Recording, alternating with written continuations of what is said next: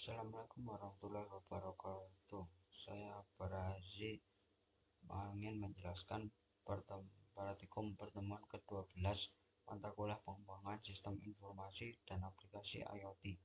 Topik input dan output pada ESP32 board. Pada video kali ini saya ingin mempresentasikan dan mempraktikkan materi pertemuan 12 input dan output pada ESP32 board pada mata kuliah pengembangan sistem informasi dan aplikasi IoT. Pada pertemuan ini kita akan mempelajari bagaimana ESP32 menerima data dari perangkat input dan memberikan respon melalui perangkat output. Praktikum yang dilakukan meliputi 3 bagian utama, yaitu 1. Membaca input sensor cahaya menggunakan LDR. 2.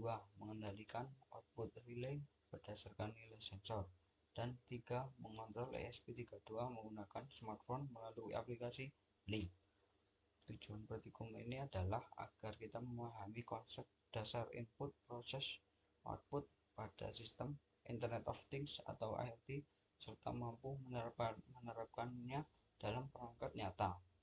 Bagian pertama, input sensor cahaya menggunakan LDR. Pada praktikum pertama, kita akan membuat sistem membaca sensor cahaya LDR menggunakan ESP32. LDR atau Link Departed Resistor merupakan sensor yang dapat mendeteksi intensitas cahaya. Nilai resistasinya berubah sesuai kondisi terang atau gelap di lingkungan sekitar.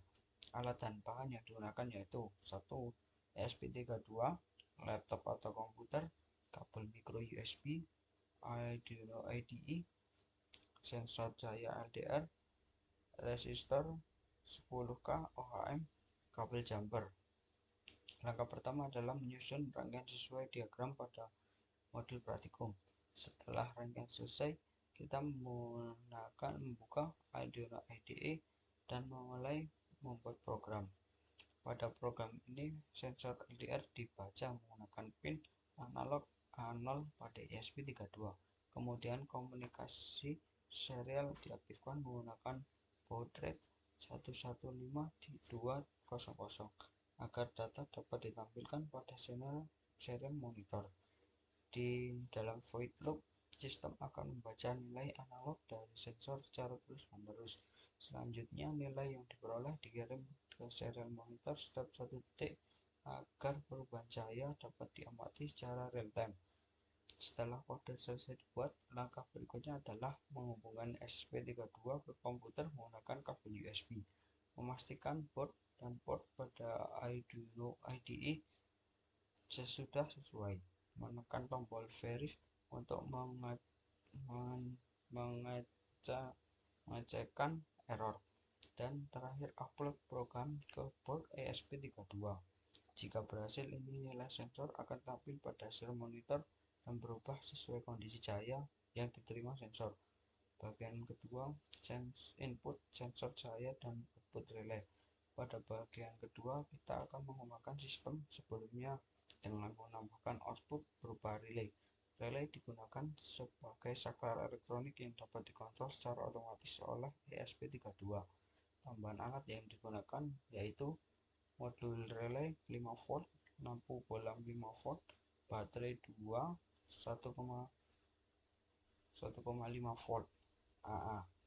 Pada sistem ini, sensor LDR digunakan sebagai I input, ESP32 sebagai pengolahan data, relay dan lampu sebagai output. Relay dikontrol melalui GPU22, sedangkan pembaca sensor tetap menggunakan pin analog. Kemudian pada program dilakukan konfigurasi menggunakan sistem pin mode, relay output, sensor input. Langkah yang digunakan adalah jika sensor kurang dari 2000, maka relay akan aktif dan lampu menyala. Jika nilai sensor lebih dari 2200, maka relay akan mati dan lampu padam.